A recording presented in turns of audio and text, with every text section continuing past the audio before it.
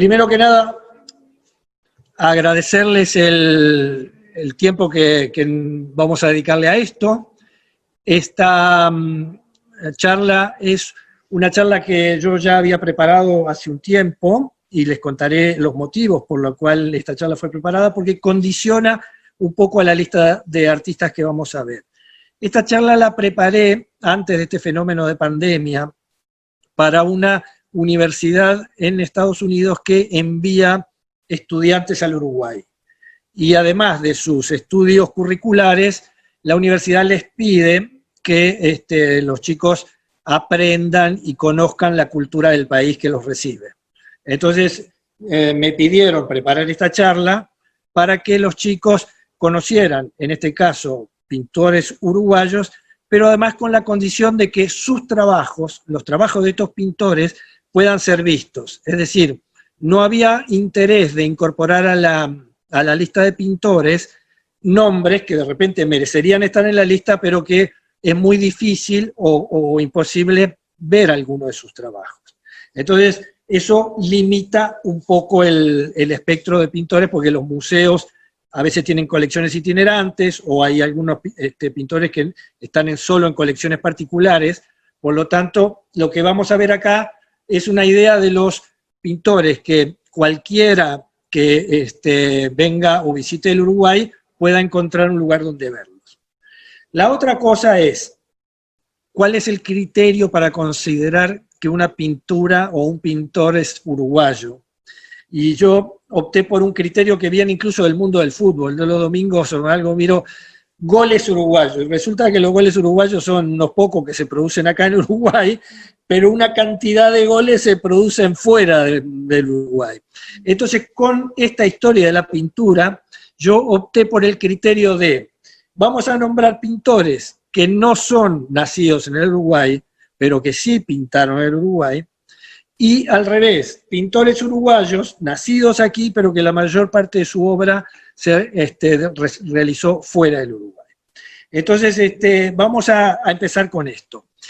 Los primeros artistas que conocemos en la región, en realidad, son de nuestra tierra, Cristina, ahora que te veo por ahí, son las pinturas de Chamangá, que Chamangá es una zona entre el departamento de Flores y de Durazno, básicamente la mayoría en el departamento de Flores, donde se registran pinturas rupestres. El Uruguay tiene un patrimonio importante de pinturas rupestres, lamentablemente en periodo de desaparición algunas, otras irremediablemente perdidas, pero que algunos arqueólogos han hecho un buen relevamiento. Yo les muestro, como verán, las zonas donde estas pinturas rupestres están, y ahora les contaré algunos de los problemas que tiene esto. Las pinturas son consideradas por la UNESCO propiedad, digamos, de la humanidad. Lo que pasa es que para que esa condición se mantenga hay que desarrollar unas tareas de preservación y de promoción que muchas veces las intendencias no han sido capaces de llevar adelante. Hay dos tipos de manifestaciones distintas.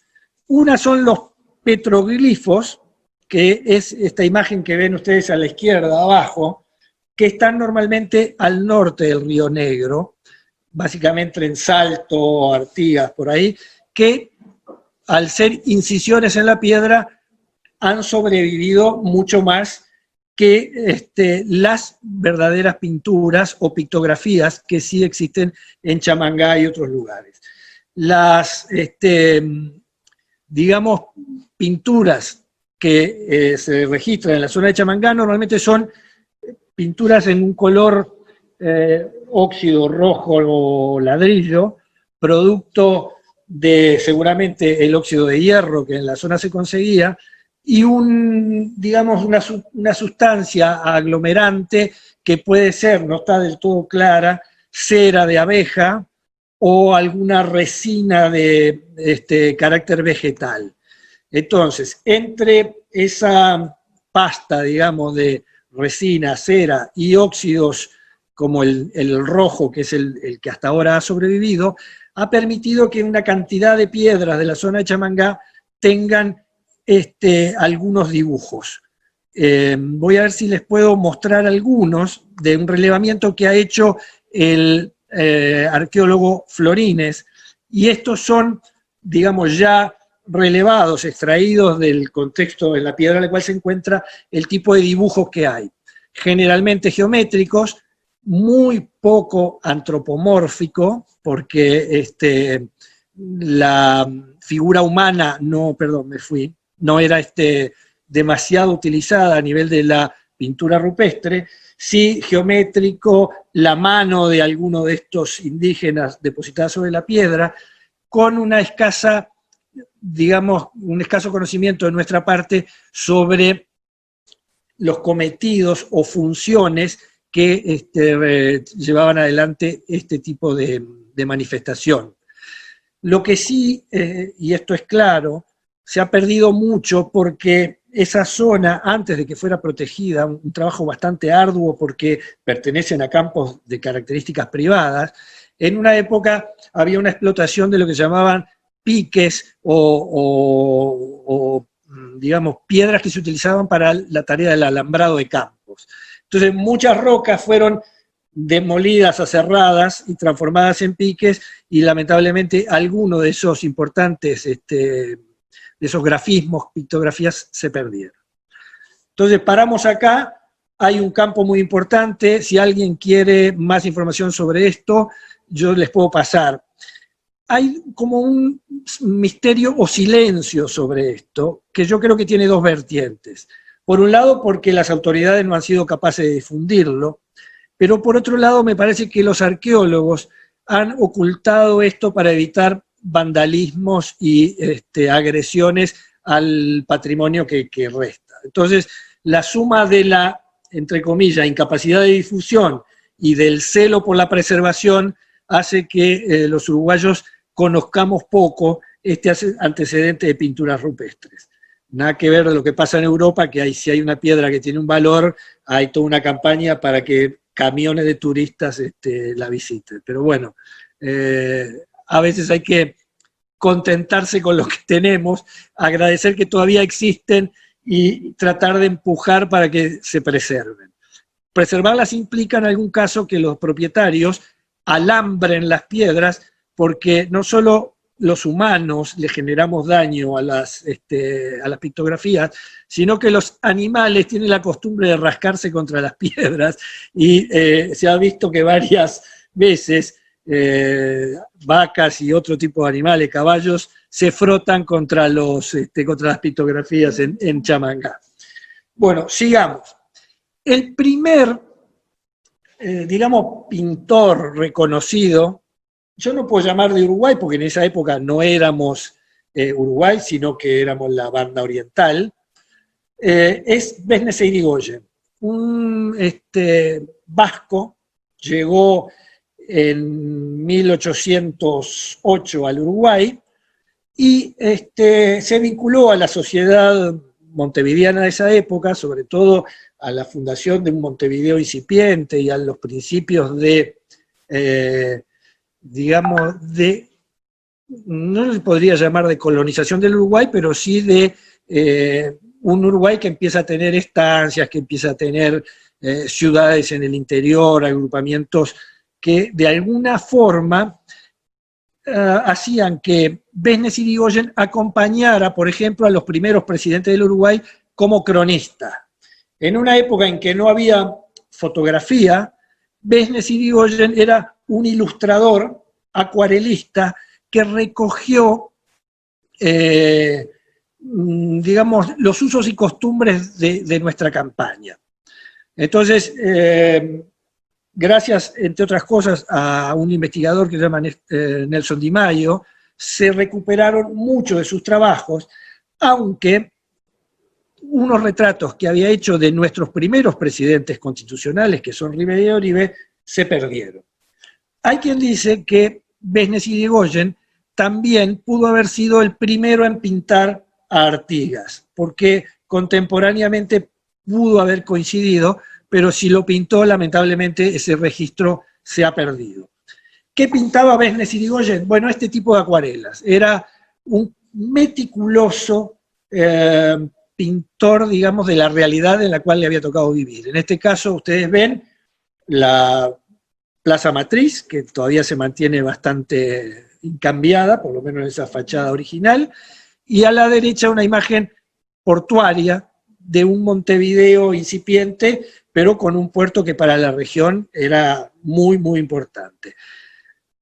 Esto que les voy a mostrar ahora, yo se los voy a lanzar, pero lo voy a interrumpir en algún momento, es una pequeña peliculita donde vamos a ir viendo los distintos trabajos de Besnes Irigoyen y ese carácter costumbrista, de rescate de los cascos de estancia, de los paisanos o gauchos que vivían en ese entorno, y también algunas, digamos, escenas de lo cotidiano, es decir, de la tarea de la yerra, de lo que ustedes van a ver que,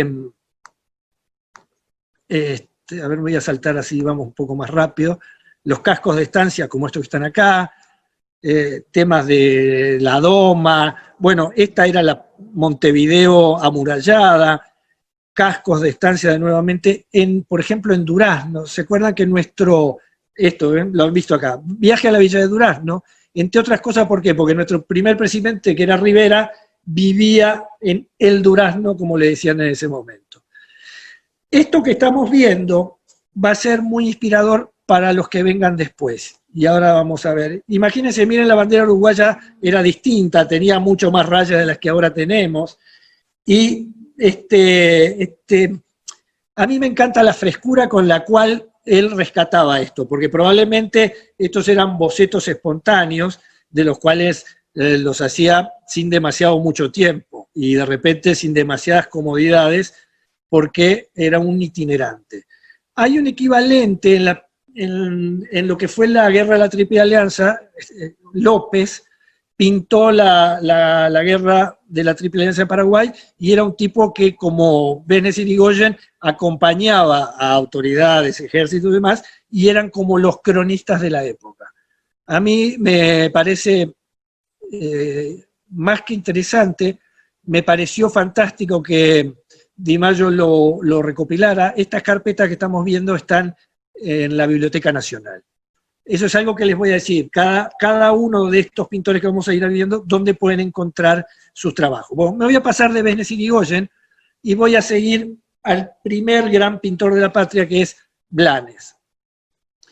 Como saben, Blanes es un tipo que de alguna forma académicamente se formó a caballo entre Montevideo e Italia. ¿Por qué?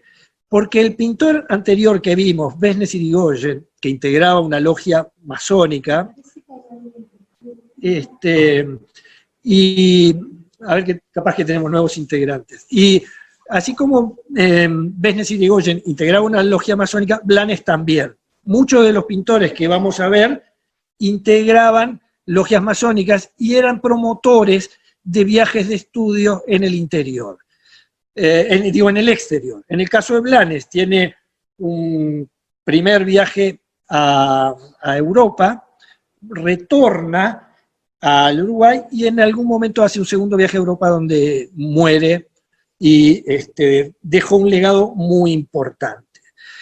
¿Dónde hay obras de Blanes? La vamos a ver acá abajo, ¿no? En el Museo Nacional de Artes Visuales, en el Museo Histórico Nacional y en el Museo Juan Manuel Blanes, que existe en la calle Millán.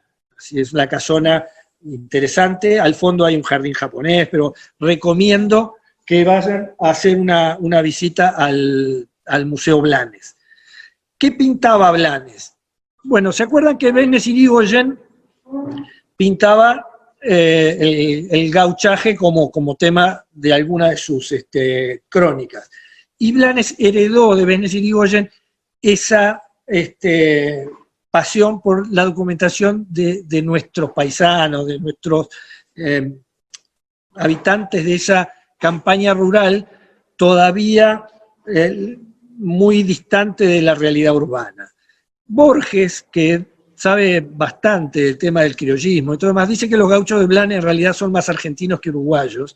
Recordemos que Blanes vivió un tiempo en Argentina. ¿Por qué? Simplemente por cómo se vestían. Es decir, hay estudiosos, antropólogos, que han estudiado cómo se vestían los gauchos orientales y los gauchos argentinos. Al decir de Borges, yo no tengo por qué discutir a Borges, estos parecen más gauchos argentinos que uruguayos. Temas de chiripá, de calzoncillos con flecos y cosas por el estilo, ¿no? Cosas que siguió pintando Blanes, aparte de estos cuadros que siguen narrando la digamos, dinámica de la vida rural, también pintó a la mujer. Y vamos a ver 3 enfoques distintos de cómo Blanes encaró la figura de la mujer.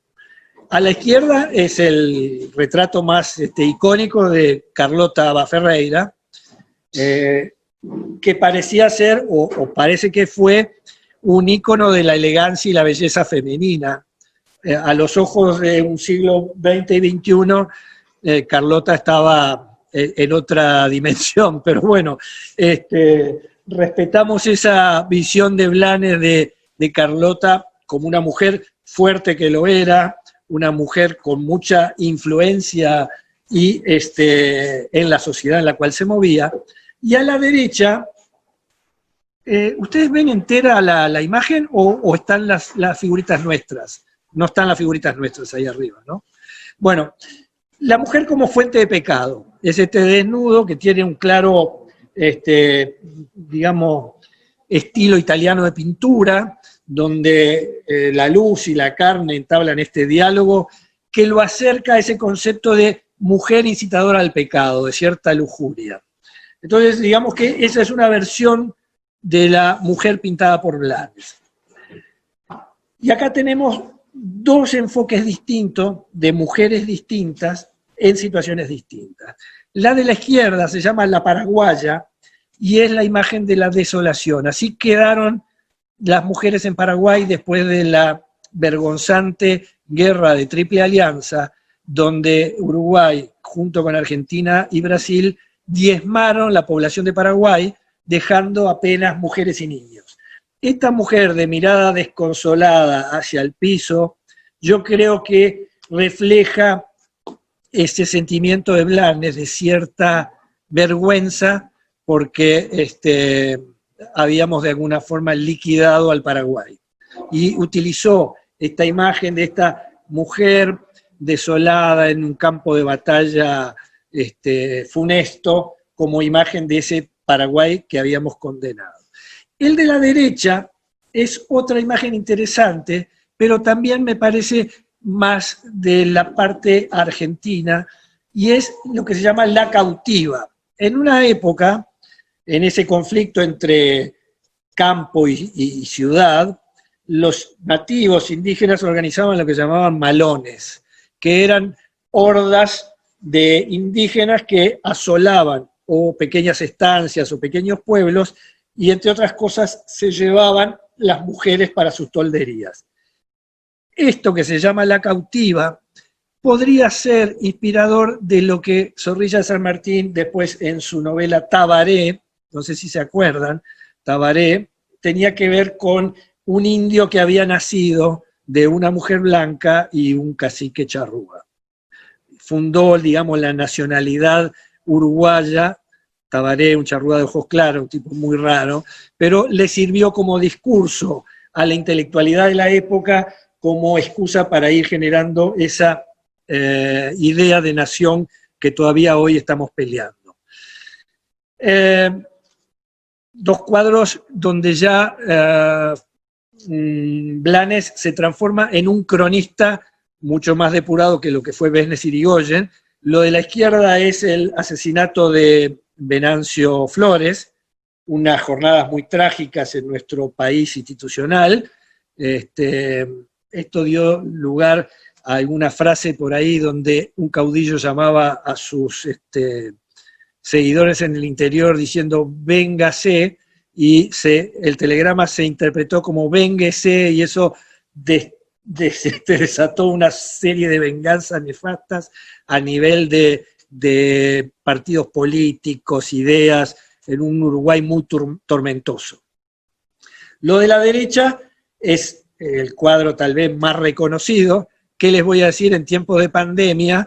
Lo que era una pandemia. Pandemias eran estas, no el COVID-19 que tenemos ahora. Pero bueno, esto es un hecho real, sucedió. Esto que relata Blanes en forma magistral es una pensión en un barrio del Buenos Aires orillero, donde una pareja de migrantes son víctimas de la fiebre amarilla.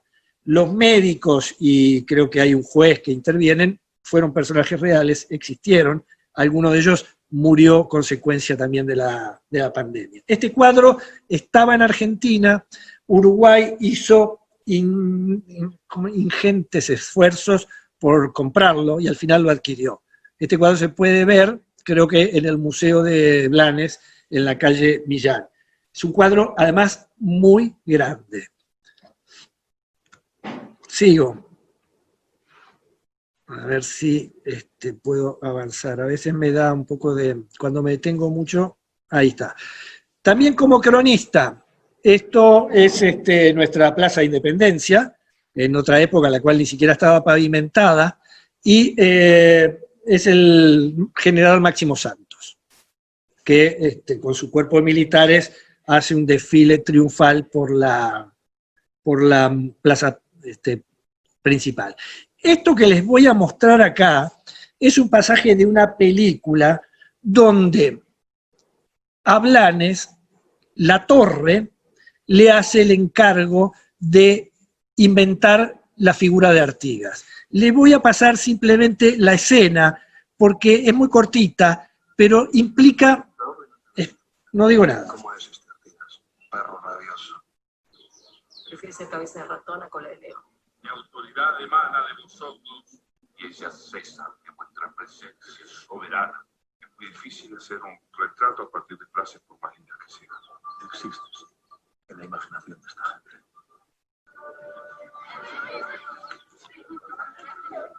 Me está pidiendo que invéntelo, carajo.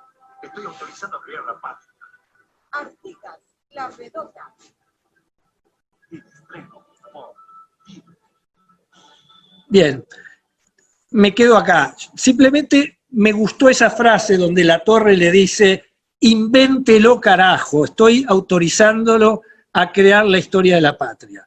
Es decir que Blanes tuvo sobre sí el peso de inventar la imagen de una figura que para los uruguayos fue central en la creación de nuestra identidad. Así como la leyenda patria de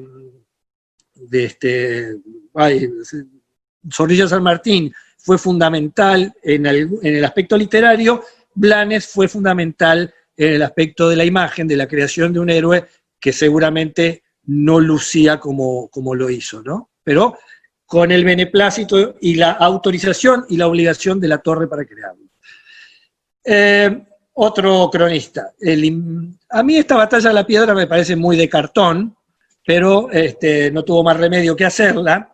Después vamos a ver otras batallas de la piedra que me parece que tuvieron un poco más de verosimilitud. Esto fue un destacamento español que fue derrotado por las fuerzas artiguistas en la localidad de Las Piedras y que fue la primer victoria de ejércitos criollos sobre el ejército imperial español. Segundo y otro cuadro enorme, de unas dimensiones también maravillosas, con esa composición que tiene más bien que ver con lo teatral que con la pura realidad, pero cumplía con ensalzar la gesta libertadora, de alguna forma respetando los cánones de composición que venían de la pintura clásica que Blanes había conocido sin duda en Europa, ¿no? Bueno, seguimos. Este señor, Sáez, es un pintor que a mí me encanta. Si ustedes miran las fechas, murió muy jovencito, murió muy joven. La verdad, tuvo también una una vida en el exterior, se formó y pintó mucho en Roma, en Italia, y fue también, al igual que Blanes, becado por el Estado uruguayo a través de las conexiones de la masonería, porque también su familia integraba alguna de las logias que en ese momento detentaban o generaban de repente poderes secundarios dentro de lo que fue nuestra historia como nación. ¿Dónde hay obras de Sáenz? En el Museo Nacional de Artes Visuales, en el Museo Blanes también. En Mercedes hay una pinacoteca, hay que tener una suerte bárbara. Yo todas las veces que voy a Mercedes y trato de llegar, por alguna razón no está posible verlo. Y en el Malma de Buenos Aires, que sí tuve la oportunidad de verlo. Vamos a ver algunas cosas de Sáenz. Yo voy a tratar de pasarles una peliculita que voy a interrumpir cada tanto para que veamos algunas de las cosas maravillosas de este pintor.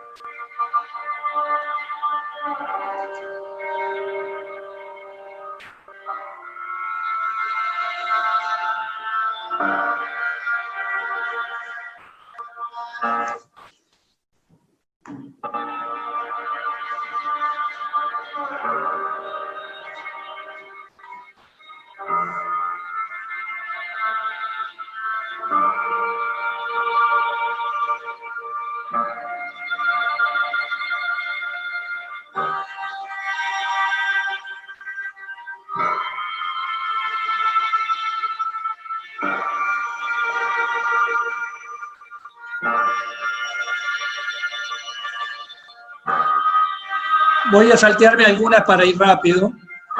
Ya salteé la etapa de dibujo. Veamos cómo pintaba.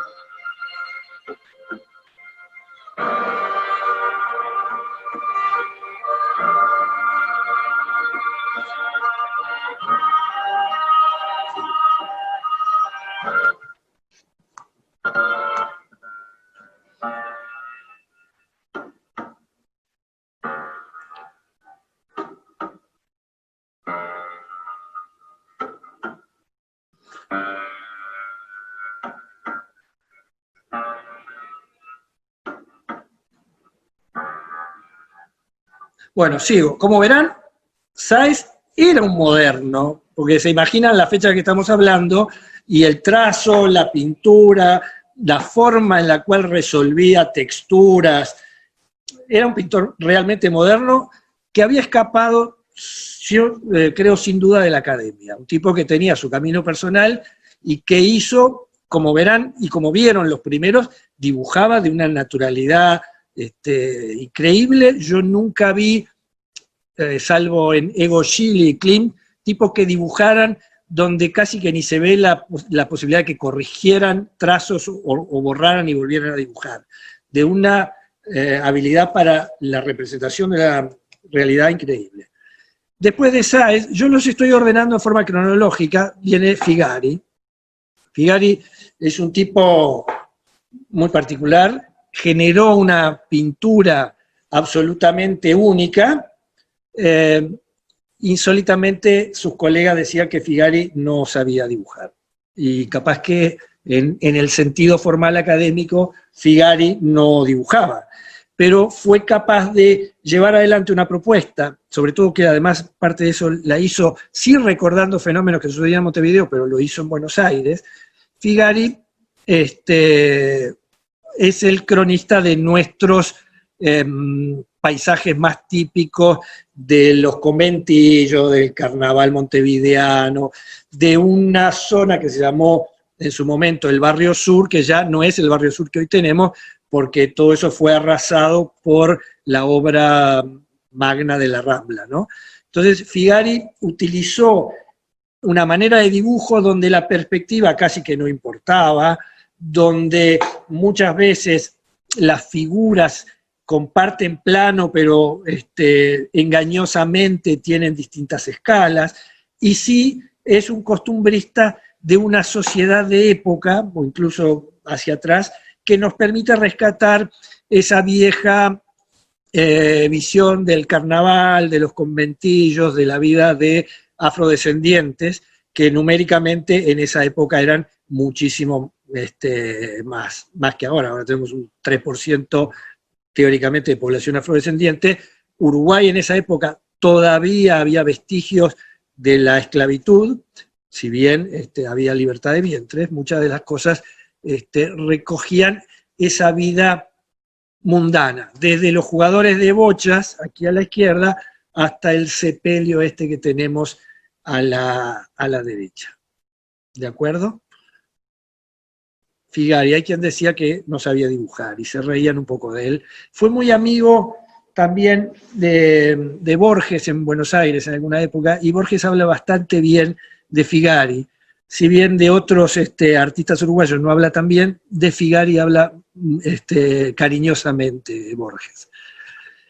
Otros cuadros de la época, pintaba sobre cartón. La mayoría de estas obras insólitamente no están pintadas sobre tela, muchas de ellas son cartones, y como verán, se habla mucho del planismo y de algunas otras corrientes que después vamos a ver como en Petrona Viera, pero ya Figari ejercía una pintura donde sombra y volumen no estaban muy presentes, sino que eran figuras planas sobre distintos planos, pero yo ni siquiera podría hablar de intención de perspectiva, ¿no? Seguimos. Torres García. De Torres García yo tengo un sentimiento encontrado. Por un lado me parece que es casi un héroe de la patria. En los aspectos pedagógicos después vamos a ver que yo tengo algunos reparos, pero Torres García, nacido en Montevideo, es de los que yo digo son como los Suárez o los Cavani. Vivieron la mayor parte de su vida afuera. De hecho, Torres García vivió en Barcelona, en la zona de Cataluña, en el Hospitalet, en Mataró, y ahí coincidió con algunos otros uruguayos. Si alguien tiene la posibilidad de ir a lo que sería la alcaldía o municipio de Barcelona, que se llama Generalitat, se encontrará con un Torres García muy particular de origen neoclásico, un Torres García influenciado por un pintor francés que se llamaba Puvis de Chavannes, donde se pintaban paraísos, musas al estilo griego, por decirlo de alguna forma. Donde hay obras de, Torres García en el museo de él, en el Museo de Artes Visuales, en el Malva. Lamentablemente, un acervo importante se destruyó en un incendio en Brasil, en un museo que se incendió 2 veces, el museo, insólitamente, no aprendieron la lección. Hace como 1 año o 2 hubo de nuevo un incendio que devastó el mismo museo donde las obras de Torres García, que no tenían seguro y que no había ni siquiera un registro muy importante de ellas, se perdieron en forma irremediable. Vamos a ver de Torres García. Esto es la parte de neoclásico que yo les decía. Esta es una sala que sería como, la sala de discusiones en la Generalitat en Barcelona, y están estas figuras como de musas griegas en el Olimpo o donde fuera, o titanes o sátiros, que adornaban y adornan todavía, y los catalanes consideran a Torres García como un pintor catalán. Acá tenemos una disputa, pero era un estilo neoclásico del cual, afortunadamente, para nosotros, Torres García se separó de esto. No sé qué le pasó, yo creo que se encontró con alguien, que ahora después vamos a conocer, que lo convenció de que este no era el camino. Pero hay mucha cosa de Torres García, sobre todo a nivel de ornamentación, a nivel de paredes en Barcelona, con esta propuesta de pintor neoclásico heredada de Puvis de Chavannes, que era un pintor francés que, por ejemplo, pintó la Sorbona con cosas medias parecidas a estas que estamos viendo acá. Acá otro frontispicio, como lo quieran llamar, de corte griego, diosas como, no sé, Palas Ateneas, por llamarlo de alguna forma. Este era el Torres García catalán, que tiene todavía un reconocimiento muy importante. Pero en un momento se cruzó con gente que le cambió la forma de ver. Estos son 3 pintores distintos.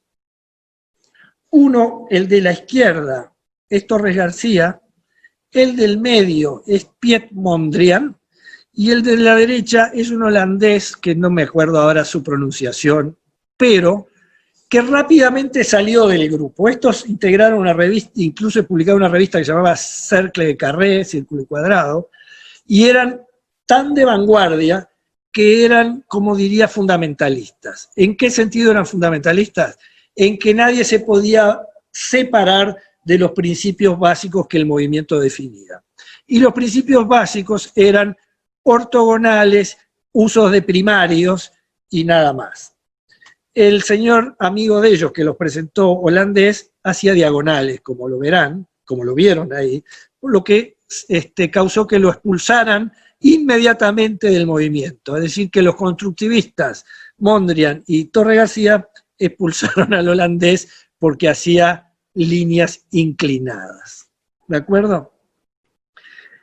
¿Qué les voy a contar de la teoría que hay detrás de toda la obra compositiva de Torre García? Su adhesión al número áureo, al constructivismo basado en estos números que tienen que ver con la serie de Fibonacci, con un estudio de las proporciones. Yo aquí quise poner 3 momentos en que algún artista plástico se preocupó por las proporciones. El de arriba, El hombre de Vitruvio, es un dibujo que rescató, en realidad ni siquiera lo propuso Leonardo. Leonardo lo encontró en un manual, por eso Vitruvio como nombre, y lo tomó y lo adoptó como una manera de representar la figura humana y establecer proporciones. Lo de abajo es de Le Corbusier también, y esa figura humana rara, extremadamente estirada, que a lo largo de la historia ha cambiado. ¿Se acuerdan los grabados de Durero también? Hacen unas figuras extremadamente largas. Y eso tiene intencionalidades explícitas, es decir, porque alguien decide que los hombres son, como lo pone acá, incluso Niemeyer, un alumno de Le Corbusier, utilizaron esta forma de proporción. Y lo que hay a la izquierda, ese rectángulo que de alguna manera tiene espacios numerados cada vez con la serie de Fibonacci, es lo que se llama sección áurea y que Torre García adhirió en forma fanática.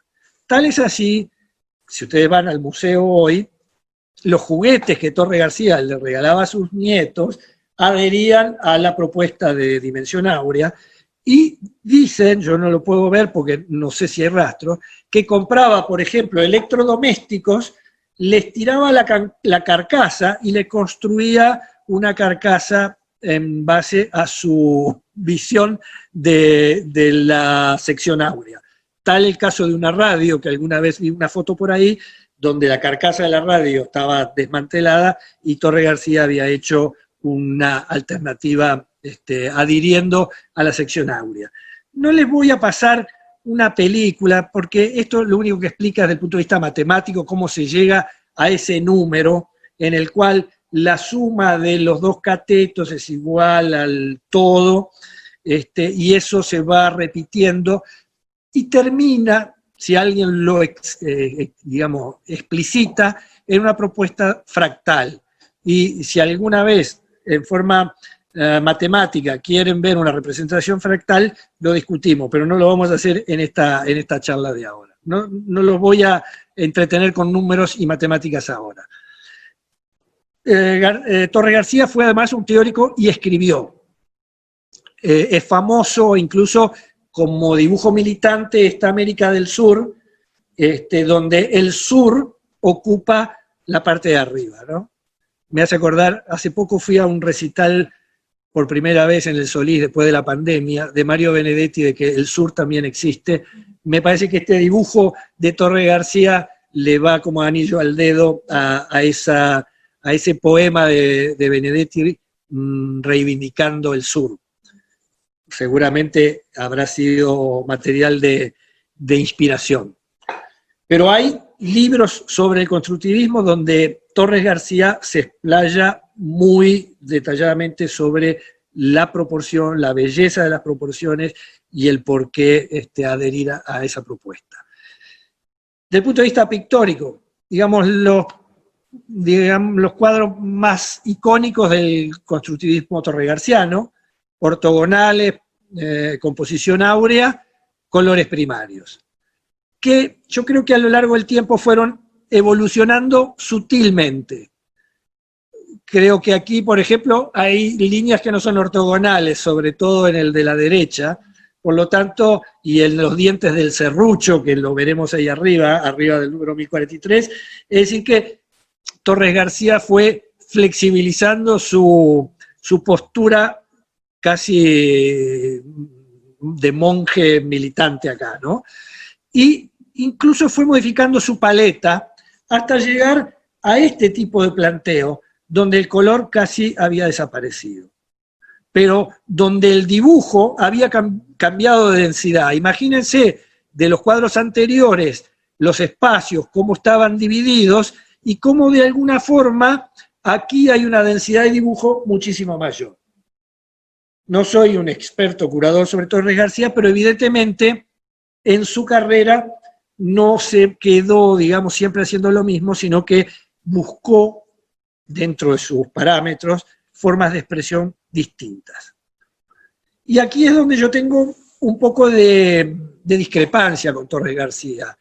Torres García tuvo el taller que ha dejado más secuelas. Si alguien escucha por ahí, medio Uruguay ha sido alumno de Torres García, o por lo menos reclama haber ido un día a una clase de Torres García.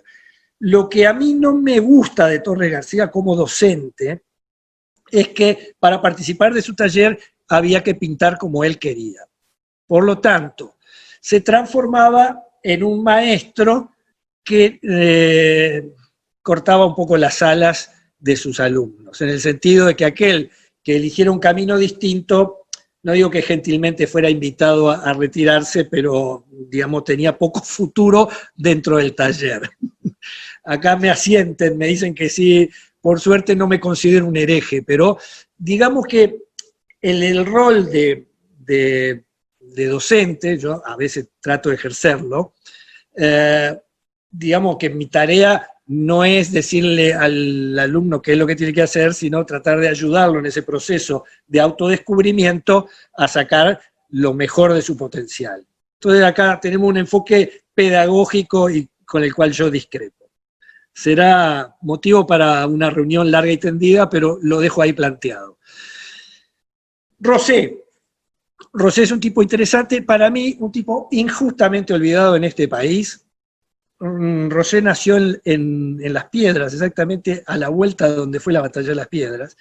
Otro tipo que viaja a Roma, como verán, la mayoría de los que hemos visto ahora, todos estos pintores, han pasado temporadas de estudio, de desarrollo de su pintura en el exterior. No sé si ahora contemporáneamente pasa eso, pero está difícil para un pintor contemporáneo uruguayo granjearse 3, 4 años de estudio en el exterior, porque realmente es muy duro. Pero bueno, Manuel Rosé, hay obras de él en el Museo Nacional de Artes Visuales, y en el Palacio Legislativo hay una obra muy importante que ahora la vamos a ver. Como verán, tuvo un pasaje por el exterior, fue director del Círculo de Bellas Artes y murió en Montevideo. Rosé dibujó esta batalla de Las Piedras que para mí es más creíble que la de Blanes. Está bien, es un entrevero de gauchos armados, yo qué sé, pero no lo veo tan en ese escenario creado desde el punto de vista casi teatral. La composición, como siempre, sigue un poco la regla de los tercios, y las caballadas, si bien parecen algo estáticas, están en menos pose que las de Blanes. Este cuadro está en el Palacio Legislativo, y además está hecho por alumnos de la Escuela de Bellas Artes en el pabellón, hay un pabellón en el espacio de Batalla de las Piedras, en Las Piedras, está hecho en azulejo, la verdad que muy, muy interesante cómo está resuelto. Rosé pintó payasos. Yo tengo un clic especial, me enternecen, yo sé que el circo es una figura obsoleta, casi despreciada ahora porque está asociado al maltrato animal y toda una historia, pero la vida del circo y los circos itinerantes eran un mundo. Rosé, no me pregunten por qué, si enternecido por eso, que dibujó bastantes payasos y personajes de circo que a mí me gustan mucho. Otro tipo que ha pintado payasos ha sido Toulouse-Lautrec, del otro lado, en París, y los payasos de Rosé no tienen nada que envidiarle a los dibujos y pinturas de Toulouse-Lautrec. Así que, chapeau para Rosé, injustamente olvidado. Otras cosas de Rosé: iba a veranear a Piriápolis, es más, vivió en Piriápolis. Alguna vez he dado charlas a algún grupo de pintura en Piriápolis, los he desafiado a que pinten estos mismos paisajes porque están casi tal cual. El de la izquierda, que es la playa de Piriápolis, lo único que tiene es que tiene más arena. Hoy la playa de Piriápolis la ha fagocitado casi el mar, pero se parece mucho, el Cerro San Antonio se ve atrás y está muy parecida. Y la imagen de la derecha es el Piriápolis visto del Cerro del Cerro San Antonio. Si ustedes ven, está el famoso Hotel Colón, que todavía sobrevive. Ojalá a nadie se le ocurra inventar un hotel de 5 estrellas y tiren esa joyita que tenemos en esa esquina de Piriápolis. Pero bueno, Rosé, un tipo que para mí injustamente olvidado. Cuneo Perinetti. Nació en Montevideo. También este señor viajó a Italia, vivió en París, murió en Alemania, pero vivió en Uruguay. Y pintó muchas cosas que dibujan ese paisaje uruguayo. Hay quien dice que, después vamos a hablar de la firma Cuneo Perinetti. ¿Qué pintaba Cuneo? Estas lunas impresionantes, porque además son enormes. Si alguna vez han tenido la oportunidad de verlo, yo no dije dónde están las obras, están en el Museo Nacional de Artes Visuales, en colecciones privadas, por supuesto, y en el Malva hay algunas. Pero pintó estas noches de luna, crecientes, menguantes, llenas, donde está esa trilogía, digamos, del paisaje rural uruguayo. Esos cielos espectaculares, los ranchitos, rancheríos, y ese campo que en los textos de escuela nos decían ondulado, suavemente ondulado, yo qué sé, eufemismo de unas colinas pequeñas que tenemos como país. Pero diría que la obra más importante o que trasciende más son este tipo de paisajes nocturnos de Cuneo, que después evolucionó hacia esto. Si alguien me explica cómo Cuneo pasó de esto a esto, me gustaría conocerlo. La verdad, no lo sé. He visto que algunos de estos cuadros están firmados como Perinetti, su segundo apellido. Por eso yo puse Cuneo Perinetti arriba. Creo que él incluso se daba cuenta que era un camino totalmente distinto, y no sé si para perjudicar sus nocturnas noches rurales, utilizó Perinetti, su segundo apellido, para firmar estos expresionismos, abstracciones, que van desde un cuidadoso uso de la forma y el color, a algo no tanto en el medio, hasta el expresionismo abstracto de la derecha, ¿no? Matérico, seguramente, ¿no? Probablemente aquí haya cepillos, escobas, grafos que hayan pasado para lograr esas texturas y trazos que tenemos a la derecha. Sigamos. Barradas. Si yo tuviera que elegir de la selección de los 18 pintores que vamos a ver con quién me quedo con Rafael Barradas. Este señor, que nació en Montevideo, también viajó al exterior, coincidió con Torres García en Barcelona, sobre todo porque Barradas vivía en el Hospitalet. En ese momento era como un pueblo separado. Hoy han crecido tanto Barcelona como Hospitalet, que están integrados. Barradas fue catalogado como el autor de una corriente pictórica que se llamó el vibracionismo. La verdad, me importa poco el nombre, pero sí vamos a ver algunas cosas magníficas. Y les quiero, bueno, imagínense los contemporáneos que conoció en Madrid, que se daba con Galí, con Buñuel, con Lorca, con Borges. Borges, que en esa época era de vanguardia, adhería a un movimiento que tenía una visión pictórica que se llamaba el ultraísmo. Borges era el ideólogo literario del ultraísmo. Me cuento una historia de Barradas, porque a mí me conmueve. Barradas, estando en Barcelona, decide irse a Madrid porque las cosas importantes estaban sucediendo en Madrid. Eran 600 kilómetros y Barradas no tenía para un boleto o para pagarse, no sé, un transporte de Barrada a Madrid. Y decidió irse a pie. Son 600 kilómetros. En el kilómetro 300, más o menos, está Zaragoza.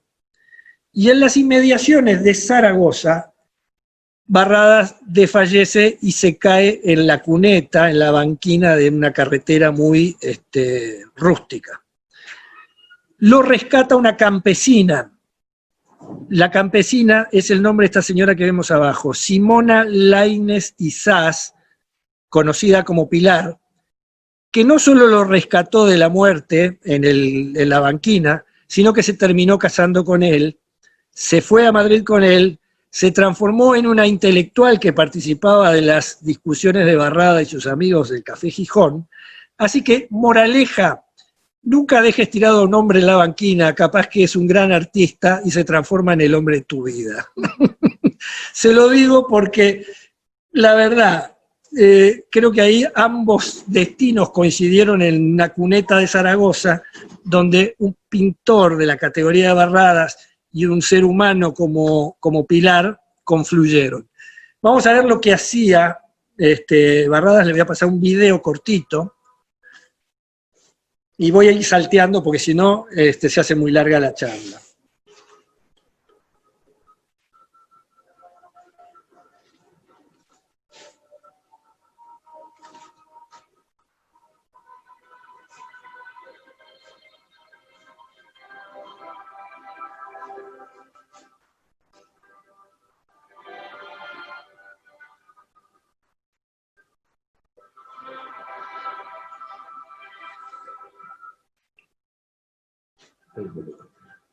Es pequeño, pero es impresionante, no sé, que yo creo que ese es era Buñuel, es el que estaba, me parece. por eso.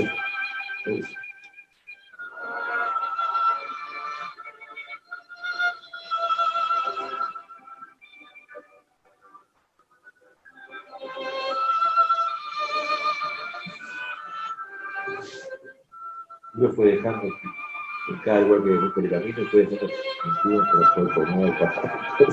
No, fue terrible. Sí, déjame ver si no voy a saltear algo, porque si no vamos a demorar mucho. La muestra del museo, como Acá, en la que hicieron el museo acá, sí. Pero ves que acá ya hay un dibujo distinto, ¿no? Yo creo que acá ya el cubismo como fenómeno le estaba, y el futurismo italiano también.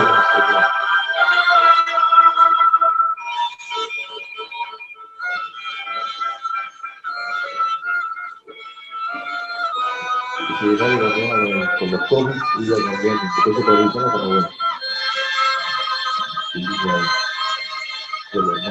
Esta creo que es la hermana.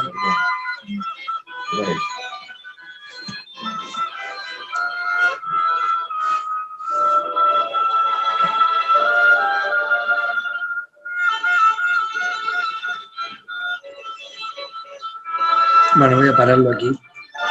Bueno, lo paro aquí porque si no sería muy largo, pero no sé si se dieron cuenta, a medida que íbamos avanzando, que los dibujos y la composición de Barrada fueron también evolucionando. No digo que coqueteó con el cubismo o el futurismo italiano, pero algunos de los cuadros que vimos ahí tienen cierta inspiración. Era muy difícil ser impermeable a todas esas vanguardias que coincidían, competían, colisionaban, colaboraban. Hubo gente que migró de determinados movimientos vanguardistas y yo creo que Barradas no fue indiferente a las cosas que estaban pasando a su alrededor.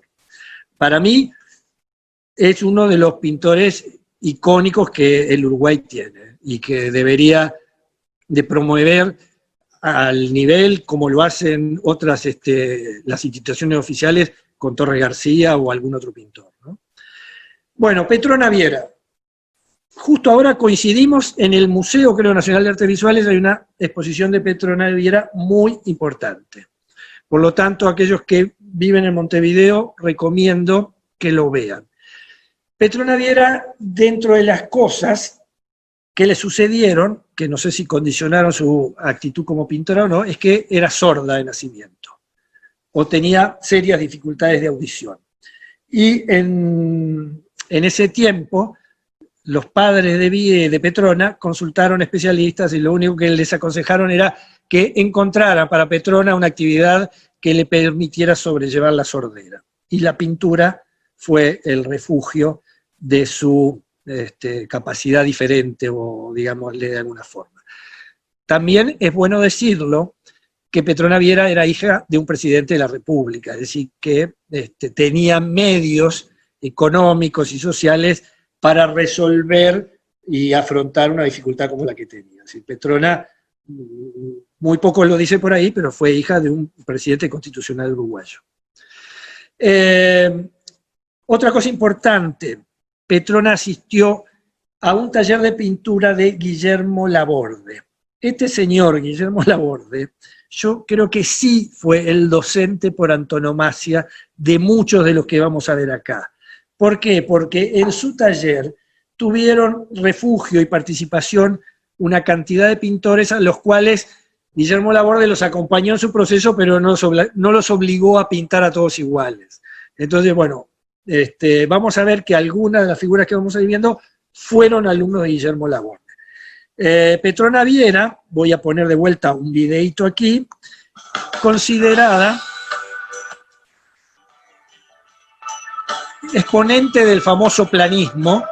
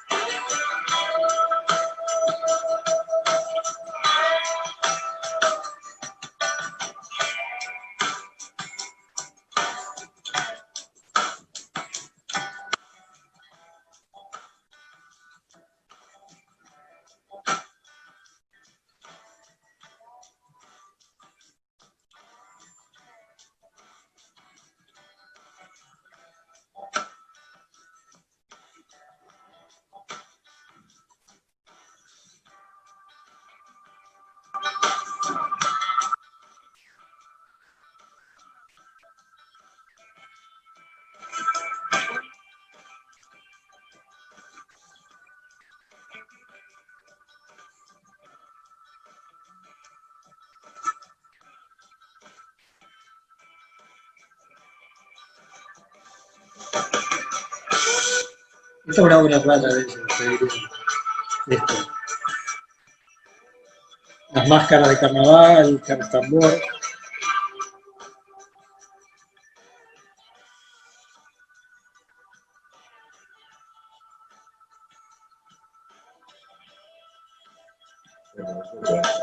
Sí, mirá grabado también. Bueno, detengo acá con este grabado además. En la pintura del Río de la Plata hay alguien que hacía algo parecido a esto, que además grababa también, y era la hermana de José Luis Borges. Me estoy tratando de acordar el nombre. Bueno, hermana de Borges, que participó de las vanguardias en Europa, que vivió en Mallorca mucho tiempo, y que además fue excelente grabadora. Y los motivos que pintaba la hermana de Borges tienen mucho que ver con esas jóvenes adolescentes de familias acomodadas en patios, pequeños villorrios de las ciudades como Montevideo y Buenos Aires. Ya me acordaré del nombre de la hermana de Borges, Nora Borges. Nora Borges. Sí. Y bueno, sigamos. Alfredo de Simone. Si Uruguay tuvo un Van Gogh, fue Alfredo de Simone. Alfredo de Simone es un pintor italiano, llegó en el 900 al Uruguay, un tipo que hizo de la pintura una especie de terapia, o digamos, descarga o catarsis. Hay algunos, no sé si llamarle alumnos, pero compañeros de parranda y de taller, que lo describen como alguien que peleaba contra las telas. telas que de alguna forma eran muy rústicas, generalmente no era la tela hoy tratada como conocemos nosotros, sino que eran de repente las bolsas de grano que se usaban para embolsar grano, trigo en el puerto. De Simone las tensaba sobre bastidores, las embadurnaba y sobre eso pintaba sobre todo con espátulas, cuchillos, elementos que no tenían mucho que ver con el pincel. Tuvo una relación casi, yo diría, como de Van Gogh con sus pinturas. Y aquí tienen algunos de sus cuadros. La mayoría de sus cuadros tienen que ver con los ámbitos portuarios y el barrio sur, fue considerado el pintor del barrio sur. Si ustedes miran el cuadro de la izquierda, se dan cuenta que no ahorraba pintura. Empastaba, utilizaba el color puro, no usaba normalmente pinceles, sino estacas o estecas. ¿Se acuerdan de las estecas de modelar, que eran como unas piecitas de madera, generalmente de fibra fina? Bueno, De Simone fue este tipo que además tenía un trabajo, trabajó en el museo toda su vida, en el Museo de Artes Visuales, pero desarrolló este tipo de pintura. Algunos de estos paisajes todavía sobreviven en Montevideo. Por ejemplo, ya no está más el gasómetro, pero hasta hace poco estuvo el gasómetro. Y la piqueta fatal del progreso dejó que quedara, creo, con una estructura incipiente. Todavía no sabemos qué hacer con eso, pero está por ahí. Y acá, esta esquina de la derecha, voy a ver si puedo correrla yo, que tengo unas figuritas acá que me... Esta esquina de la derecha todavía existe, es en la calle Encina y en el barrio sur, que hasta hace poco estaba tal cual, pero evidentemente el entorno era distinto. Pero este era De Simone, Alfredo, que vivía una pasión casi al nivel de la enajenación con la pintura. Acá miren esto. Esto se ve que es un puerto, que hay barcos, que hay chimeneas, pero está ahí con la abstracción, ¿cierto? Lo cuelgo de costado, nadie se da cuenta del ambiente portuario, ¿no? Bueno, Amalia Nieto. Como verán, he tratado de poner las féminas, ahora que la paridad está, digamos, como un elemento central, he tratado de poner en esta historia pintoras que su obra pueda ser contemplada en nuestro museo. La obra de Amalia Nieto básicamente está en el Museo de Artes Visuales, nació en Montevideo, y no sé si se dan cuenta que dice que fue al taller de Guillermo Laborde. Nuevamente Guillermo Laborde como docente, pero fue docente de Petrona, y Amalia Nieto van a ver que no hace nada que ver con lo que pinta Petrona. Por lo tanto, la mano de Guillermo Laborde estuvo en acompañar esos procesos, dejando que cada una de ellas siguiera su camino. A ver, déjame ver. Dice 60, ¿no? Bueno, tenemos que ver eso, lo voy a verificar. Me están haciendo una observación aquí en sala de que en el 60 no murió Amalia Nieto. Capaz que me ha puesto una cerveza, pero bueno. Bueno, yo voy a apostar una cerveza. Y acá tienen obras de Amalia Nieto. Ya hay una pintora de una madurez increíble, de un dibujo que a mí me encanta. Tiene vínculo con la realidad esa lechuza, búho, o como le quieran llamar, o personaje particular, no lo sé, pero me fascina la gestualidad, el trazo, la composición, la paleta de color. Yo creo que Amalia Nieto es de las número 1, más allá de los temas de género, es una que está en los top 5 de nuestro ranking.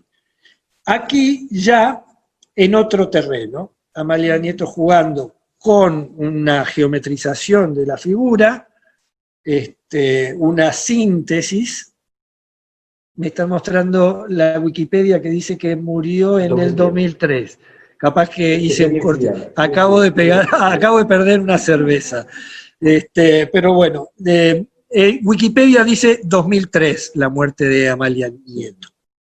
¿Está? Me parece muy longeva, pero puede ser. Como verán, lo que les quería mostrar es que Amalia Nieto fue simplificando su dibujo, adoptando la síntesis, componiendo de manera mucho más geométrica. A mí el cuadro de la derecha realmente me llama muchísimo la atención. Parece esos juegos infantiles de cubitos en los cuales armábamos figuras, y termina haciendo estas cosas que nunca lo pude ver. Está en el acervo del Museo Nacional de Artes Visuales.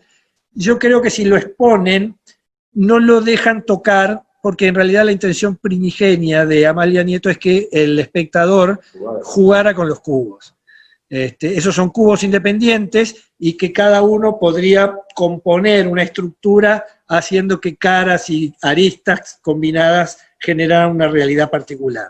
Se puede hacer un proyecto de hacerlo de una plaza. Claro, lo que tendríamos que hacer es reproducirlo y ponerlo en una plataforma en la cual no nos preocupara el manoseo y la potencial destructura o ruptura de alguno de ellos, ¿no? Pero está en el Museo de Artes Visuales. Sigo. Mira, la muestra. Por eso, en la muestra si está en el Museo de Artes Visuales, estará puesto y rodeado por una cuerda para que nadie lo toque. Carmelo Ardenquín, un tipo interesante. A mí particularmente me interesó por su propuesta y creación de lo que se llamó el arte madí. Coincidió con Torres García, por suerte no formó parte del taller de Torres García porque hizo otras cosas distintas, pero que murió en París, vivió casi toda su vida después de una estancia en Argentina, donde con otros argentinos construye en el 46 el grupo Madí. Todavía se discute qué quiere significar Madí. Es como para mí Dada, algo que no significaba nada. Ardenquín después dice que son letras que están en su nombre y apellido, yo qué sé. Ahí hay un tema, una disputa sobre derecho de autor que no voy a entrar. Pero estas son obras de Ardenquín, de los Madíes, y lo primero que hicieron fue romper con la estructura rectangular del cuadro. El cuadro no tenía por qué ser ni cuadrado ni rectangular, sino que tendría la forma que tendría. Y tal cual él ensamblaba, estos además de pinturas son ensamblajes, construyó estas propuestas que algunos otros argentinos tomaron también. Como verán, hay una libertad en cuanto a las formas, si bien lo geométrico es preponderante, en algún caso aparecerán figuras y líneas curvas. También a nivel de paleta de color hay un escape a los colores primarios, sino que se utilizan otra paleta de colores, y incluso llegó Ardenquín a proponer esculturas. Yo he copiado algunas cosas de Ardenquín, no copiado, me he inspirado, y por ejemplo, en el espacio CRA, en la Floresta, he construido un mural de inspiración, de inspiración Madí, que tiene el componente del ensamblaje, que utiliza colores primarios y secundarios, y donde lo geométrico está muy presente.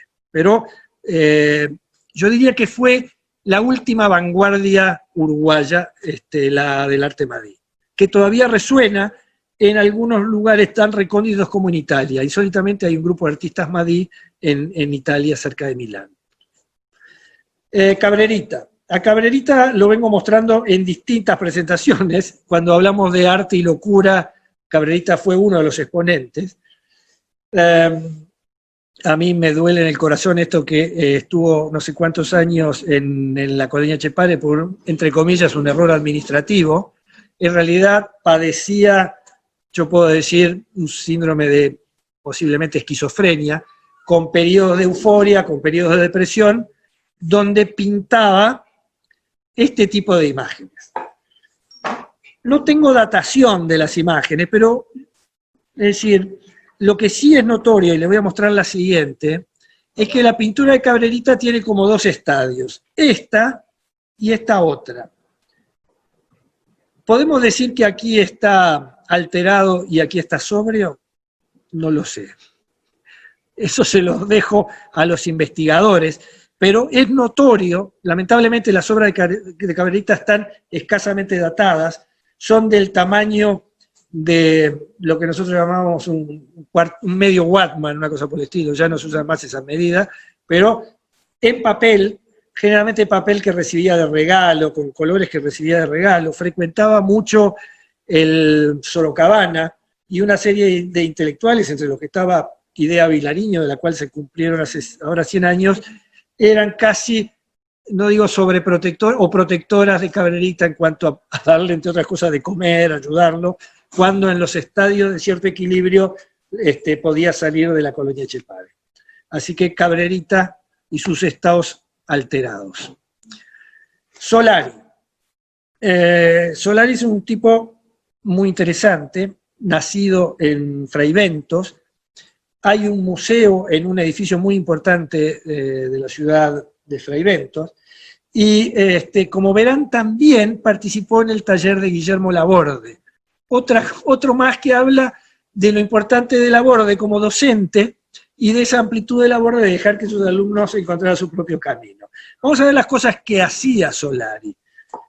Yo no sé si ustedes en la escuela o algo leyeron a Don Juan, Las aventuras de Juan el Zorro, que era un personaje típico de fábula que los animales tenían roles humanos. El comisario era un jaguar, que era el hacendado, el cura no sé qué. Es decir, cada personaje, cada rol de un poblado del interior. Entonces creo que Solari utilizó o se retroalimentó de esa leyenda de Juan el Zorro y dibujó estos personajes humanos con cara de animales o máscaras de animales que capaz que tienen también que ver con el carnaval en el interior. Yo tuve la suerte de vivir en los años 60 los carnavales del interior y los famosos asaltos de máscara o cosas por el estilo tenían que ver mucho más rústicos que lo que hace Solari acá con estos personajes donde lo telúrico y lo fantasioso se mezclan. ¿Hay crítica social en Solari? Yo creo que sí, y ahora en un cuadro que viene después se lo voy a mostrar. Yo creo que estos burros cantando no son una simple imaginación de Solari, sino que quiere decir algo. O este personaje de dos caras.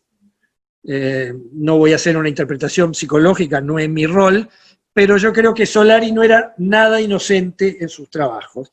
Y acá les voy a mostrar en este trabajo de aquí a la derecha cómo me parece que incluso había cierto compromiso social. Esto es una murga que en realidad puede más que el hacendado. Esto es como un mensaje, es decir, vos serás el dueño de las hectáreas, pero nosotros te podemos cantar las 40. Es decir, hay un grupo de murguistas que se suben a un sub y baja y pueden más que el ricachón del pueblo. Esa es mi interpretación de este cuadro de Solari, o la unión hace la fuerza, o como dice Benedetti, codo a codo somos más que dos. Pero hay un mensaje claro en estas propuestas de Solari. Una anécdota, el museo es interesante, creo que como están ahorrando energía, sucede alguna cosa horrible, y es que a medida que yo iba avanzando por el museo, una señora venía tras mío apagando y prendiendo llaves. ¿Para qué? Supongo que para ahorrar energía. Ahora, me generaba una situación incómoda porque cuando yo quería volver a repasar un cuadro, 3 cuadros para atrás, obligaba a esta señora a volver a prenderme la luz que hace un rato había apagado. Situación incómoda, un poco risible, pero bueno, me pasó eso en el Museo Solari de Fraiventos, que tenía como una farolera que iba acompañando mi itinerario por un museo fantástico, pero en penumbras. Ojo que en Europa está muy de moda poner una monedita para que se prenda una moneda y uno pueda ver la obra iluminada. En este caso, como no tenemos la tecnología para hacerlo, esta señora me acompañó en el derrotero. Yo lamentablemente no le di moneditas. Bueno, Carlos Páez Vilaró, discutido el haberlo puesto en la lista, he recibido comentarios a favor y en contra. Yo creo que se ha ganado el lugar a puro pulmón. Como pintor reconozco algunas de las objeciones que los detractores me han hecho, pero creo que pone al Uruguay en un sitio de cierto reconocimiento. fue muy influido por algunos de sus viajes a Polinesia, tiene mucha influencia de pinturas y dibujos maoríes, sobre todo los soles y algunos pescados que andan por ahí. Que era un comerciante, lo era, pero los garbanzos hay que pagarlos a fin de mes. Yo creo que Carlos Páez Vilaró logró con soltura pagar los garbanzos, pero tuve la suerte de ver algunas pinturas que no están en el circuito de Casa Pueblo, sino que están en alguna pieza lateral, y realmente hay un pintor ahí, en serio. Quiero además hacer justicia al hermano de Carlos Páez Vilaró, a Jorge Páez Vilaró, que tenía hasta hace poco un restaurante en la colonia colonial, y en ese restaurante hay cuadros del hermano, y esto, sin que desmerezca la obra de Carlos, me parece que el hermano pintaba mejor. Obvio, por suerte acá tengo un cómplice que dice que sí. Pero bueno, Carlos Páez Vilaró hizo estas cosas, conocidas por todos. Esto tiene aunque no lo crea, una fuerte influencia maorí, del punto de vista de los tatuajes rituales, el grafismo delimitando espacios con esta fuerza.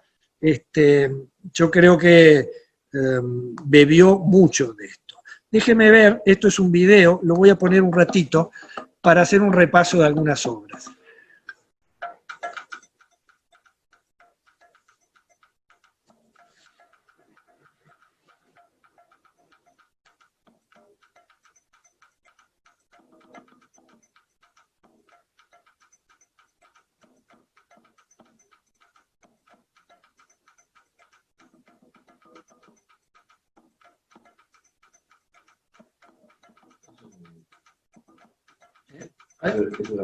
Hay cosas que están muy lindas, sí, sí.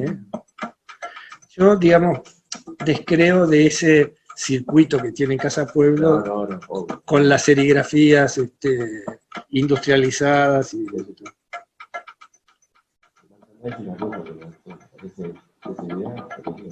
sin duda. Por eso digo, hay gente que me lo discute a veces, yo creo que no. Sí, sí.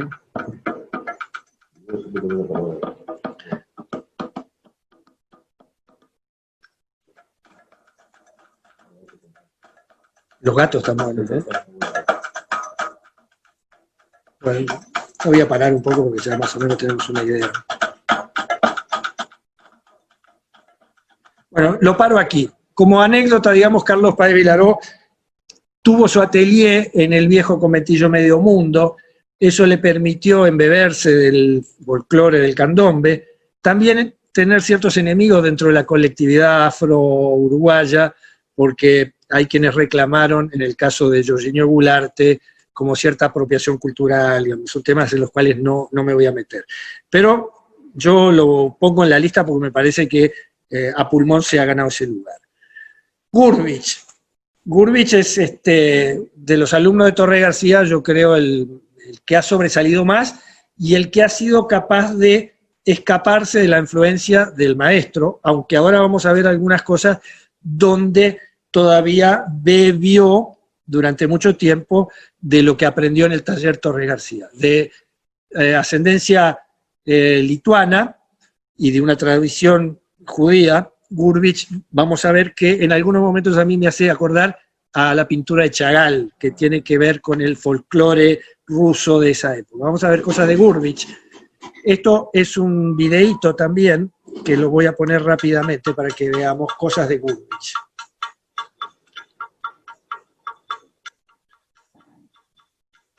Esto es típico Torres Garciano, pero esto no, esto ya no es Torres García.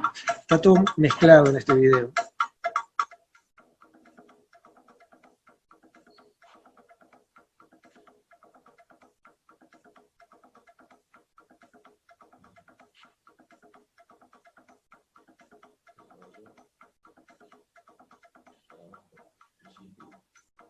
Hay cosas que pintó en Estados Unidos, algunas de estas.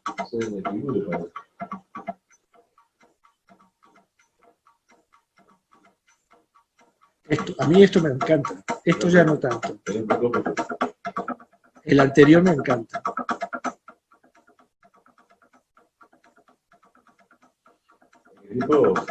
día en el cafecito, todo el día en el lápiz. Ahí ahora, apretada. Es muy productivo.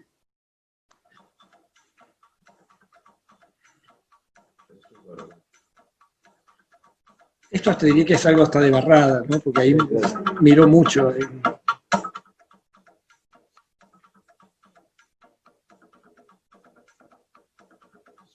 Eso es Chagall.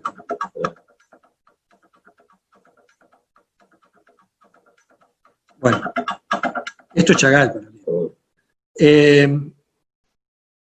Les cuento, hay un museo muy lindo, dedicado exclusivamente a Gurvich, hay una fundación. Estuvo itinerante, pero ahora está instalado sobre la peatonal Sarandí, a unos pocos metros del Museo Torres García.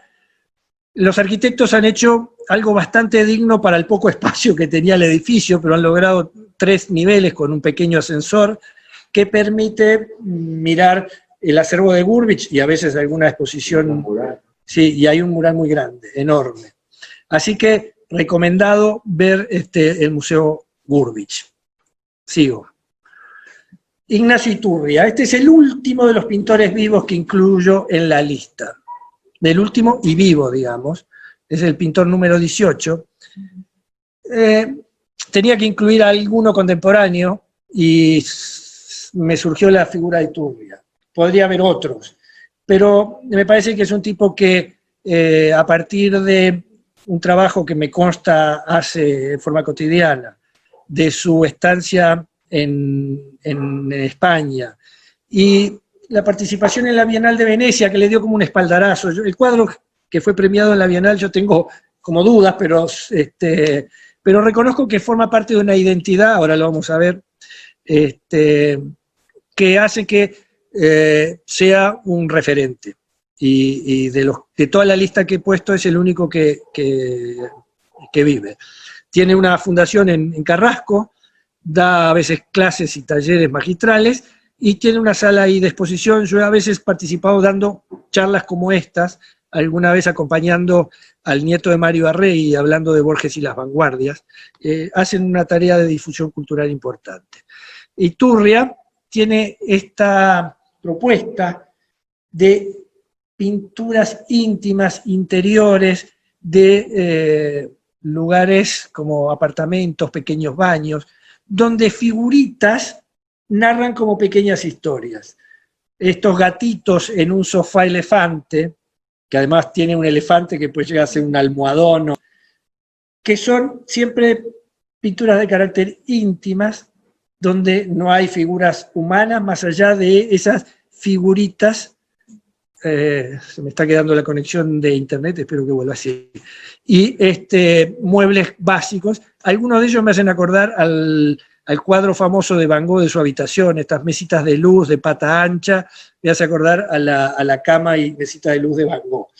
Pero bueno, usa el stencil como técnica. Muchos de esos caballitos que ustedes ven por ahí son recortados y pegados y dibujados encima, así que por eso es mi elección como último de esta lista.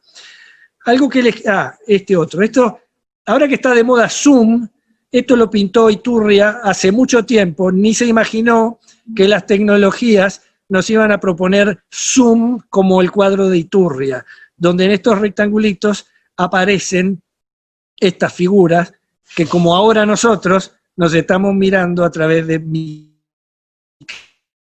pantallitas. Así que lo adivinó, la sexualidad, bienvenida a la confluencia.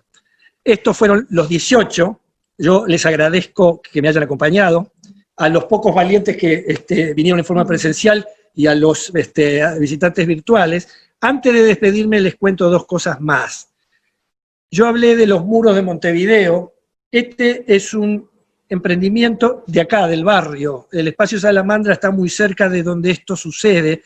Es un emprendimiento que se llama Books on the Wall, y son libros que están pintados en la fachada de algunas casas del barrio, y que desde el celular uno los puede seguir, y hay como una historia detrás. Es decir, una confluencia de arte urbano, de intervención, y de narrativa a través de la nueva tecnología. Yo a veces temo de que estos emprendimientos, que son muy curiosos y muy interesantes, terminen solo en el enunciado y no sean capaces de crecer y de sustentarse. No he salido por ahí con el móvil a verificar si están, pero busquen esta dirección que se llama Books on Wall, les va a decir dónde arrancar y van a poder hacer una caminata, si van con sus hijos mejor, para ir recorriendo. En este caso me parece que hay 1 o 2 cuentos dibujados en etapas que se pueden rastrear desde el móvil. Y para despedirme y agradecerle, ¿qué voy a hacer en estas 3 meses finales de pandemia? Porque esta es la última del ciclo. Voy en el taller a seguir desarrollando el juego de desarrollar figuritas Tangram para que los vecinos que quieran nos las pidan y se las podamos pegar de forma gratuita en su fachada, en su portón, en donde sea.